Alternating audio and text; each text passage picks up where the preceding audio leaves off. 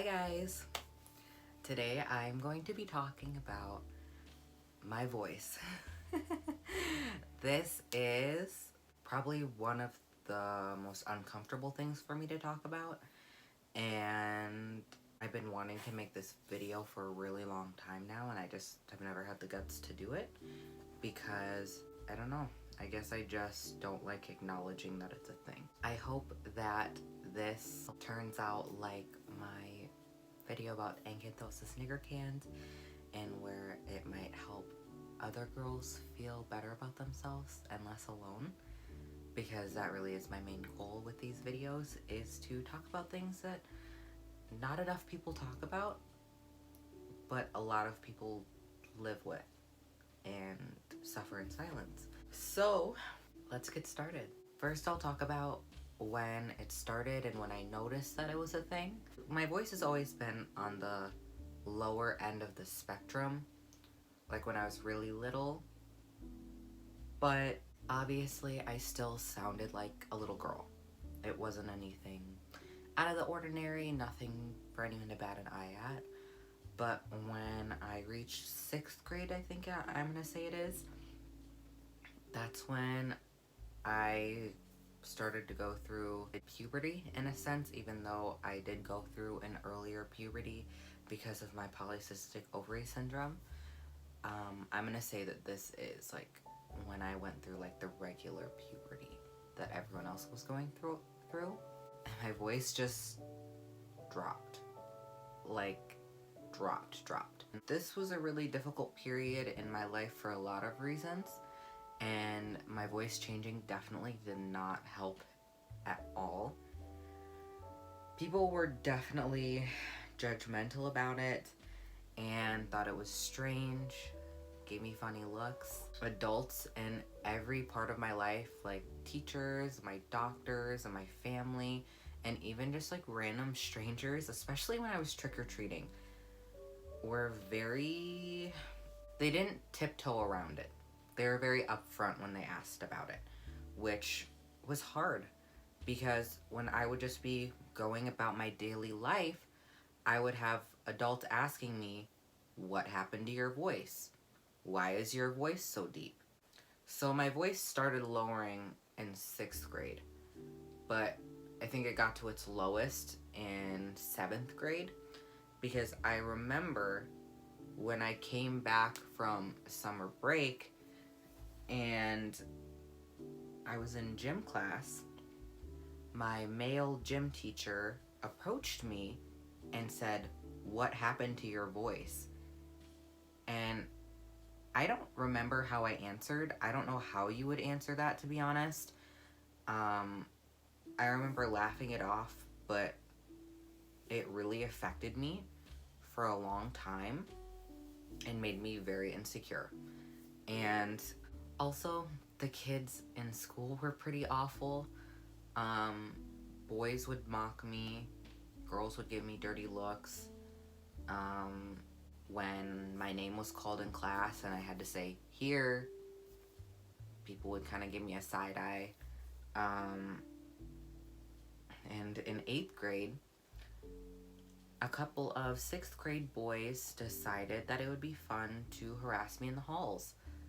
They followed me around while they were on their way to class and asked me things like, "Why is your voice so deep?" and "What's wrong with your voice?" And something that really stuck with me and stung was when they said that I want to grow up and have a man voice like you one day. I don't know how to express how hurtful that was and how repulsive it made me feel. That was hard. And eventually the school counselor did have to get involved because they weren't stopping, and they had to write an apology letter, which was pretty embarrassing, but when I look back on it, I think I deserved an apology letter because it was pretty fucked up. I worked as a customer service representative over the phone for about 3 years, And most of the time, I got called sir. That was also hard because I started working there when I was 16, and I was, a sensitive, developing teenage girl, and that was a big hit to my self-esteem. It made me feel extremely alone and isolated. Um, I never felt like anybody would ever want to date me or be in a close, intimate relationship with me because of it. And honestly, it was drilled into my head that boys liked girls with cute, high pitched voices. I was on Instagram from the time that I was 12, and I was on Reddit, and just like social media in general really pushed that narrative. And the kids that I went to school with pushed that narrative. My friends would say it to me. At my core, I have this extreme desire to be viewed as a feminine woman, and there are a lot of things about me that definitely don't fit that mold, things that I don't have any control over. And so I really ended up developing this deep sense of self-hatred, and it made me pretty suicidal for a long time, if I'm being honest. I thought that I was like a deplorable human being. I thought that I was just ruined and disgusting, and it was something that I could never escape. Every time I opened my mouth, I was reminded of it, and it was just fucked up. It was fucked up. I spent a lot of time trying to train my voice to be higher. I'll give an example, and I'll put it on the screen right here. Hey, hi, my name is Danny, and this is my first. I would do exercises that are similar to what male to female transgender women do to make their voices higher. And looking back on it, it was probably really obvious to other people and really embarrassing to think about, but I was desperate. I was desperate to escape from myself. And that was really all that I could do. Even now, I do have a tendency to go into that higher voice, especially when I'm meeting new people and when I'm on the phone, and probably even in some of my older videos that you guys can see. But this is how I sound when I'm relaxed. And I would say this is probably how I sound when I am trying to sound more feminine. And it's embarrassing. It really is embarrassing. But it is a coping mechanism that I have developed for years. I also really heavily researched vocal feminization surgery, which is a super, super dangerous procedure that does not have any guarantees and has a lot of horror stories. And I don't even think they do it in the US. I'm pretty sure you have to go to a foreign country to actually get it done because they won't do it in the US. But, I mean, up until not that long ago, I still wanted to get it done.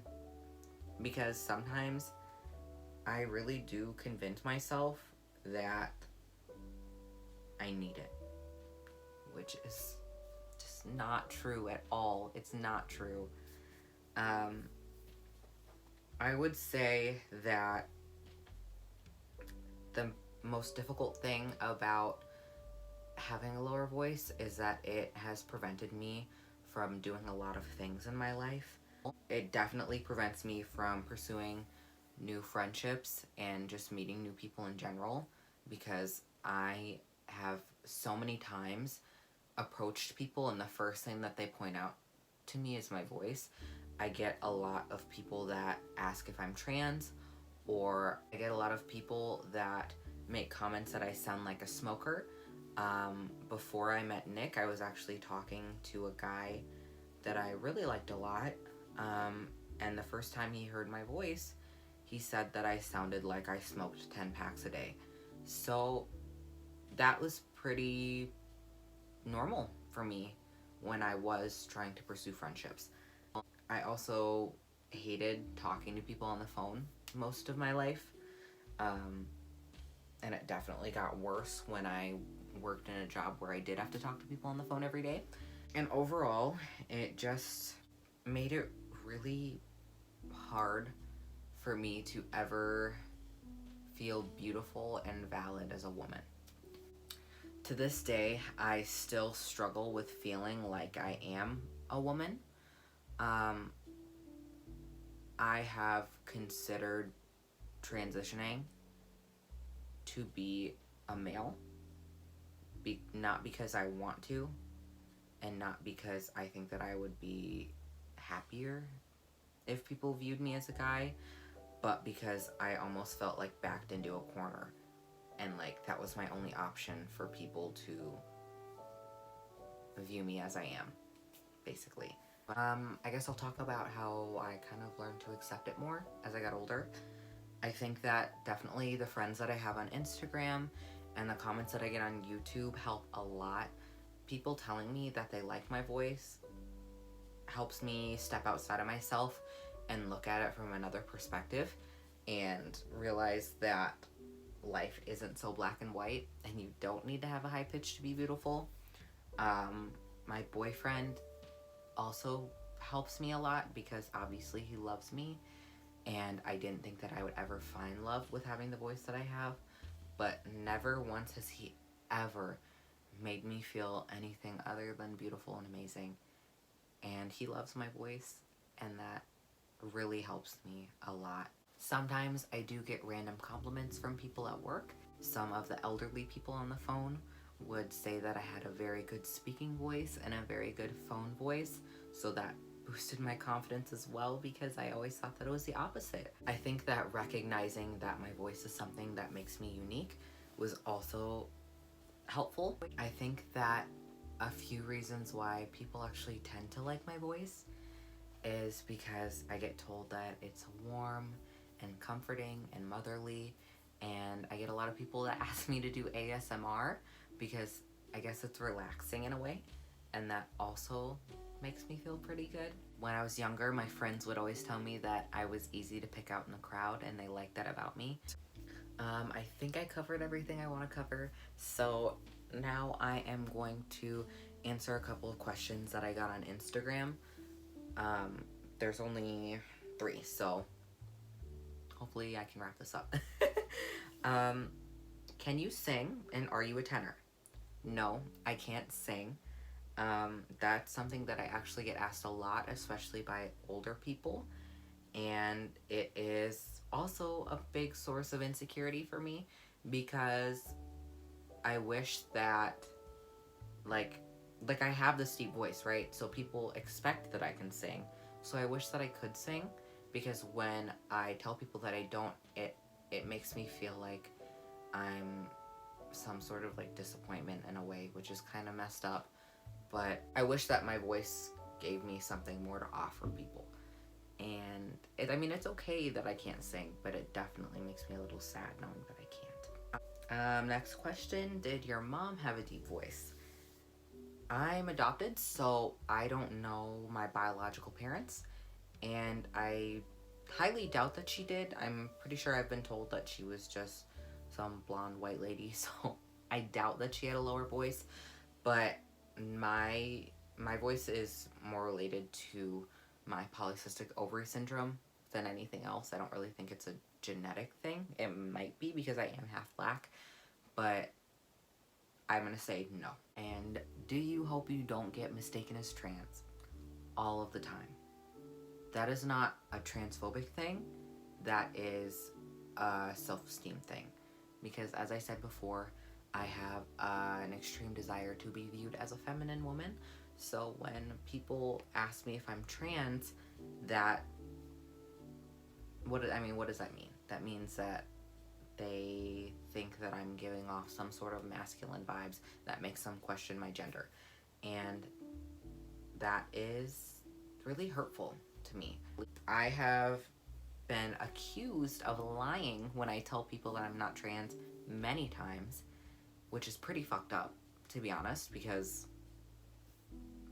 why would I be lying? And like, do I really give off that much of a vibe that I'm trans that you are gonna accuse me of lying about it? Like, that's just really upsetting, to be honest. It hasn't happened recently, but it did happen a lot for a couple years, probably back when I was around maybe 16, 17. I just want to end this off by saying that I definitely don't love my voice, but I don't hate it anymore. And there are many things that I do still enjoy about it and find ways to appreciate. And the comments that I get from you guys and the support and love that I get really does genuinely help me more than you will ever know. I wish that it wasn't a thing that I had to be insecure about, but I hope that maybe this gets a discussion rolling in the comments down below, because I know when I was first stepping into myself and researching it, there wasn't too much discussion about it. And if it was from girls that really didn't have what I considered to be a deep voice. And so that was also hard, because seeing girls online that would make videos on YouTube or like give samples on Reddit or something like that in a forum, and their voice was much higher than mine even is, and people would be telling them that they had a deep voice and they were feeling insecure about it, that just made me like double down on myself, which was kind of fucked up. It was just really difficult and made things worse for me in a way. Basically, I just hope that I can be another example and someone that you can look to encourage you to find that self-confidence that you may be lacking, and remind you that you are so much more than your voice, and people are going to love you regardless. In my next video, I'm going to talk about the possible correlation between polycystic ovary syndrome and what I would consider to be a form of gender dysphoria, because that is something that I have struggled with for an extremely long time and do still struggle with to this day. And it does kind of go hand in hand with this video, so if you are interested in that, stay tuned. It will be coming soon. I think I might just film it right after this one. I'm not sure. I haven't really gotten together my thoughts for that one yet, but we'll see. And yeah, if you have any questions, comments, concerns, please leave them in the comments down below. I'm not the best at responding to comments, as you may see on my other videos, but I do try to read all of them. And even if I don't respond, if you have something to say, it might help somebody else, and it would be really cool to get a discussion going down in the comments, because like I said, this is something that I don't think is talked about enough, and I definitely think that us as women need to open up and assert ourselves and say I'm valid and my voice doesn't make me any less of a woman, because it doesn't. Don't let anyone else ever make you feel otherwise. I really appreciate you watching my video, and I hope that you have an amazing rest of your day. And yeah, I think that's it. Thank you. Bye. I'm down here. And I want to be up here. Oh. Oh. Whoa.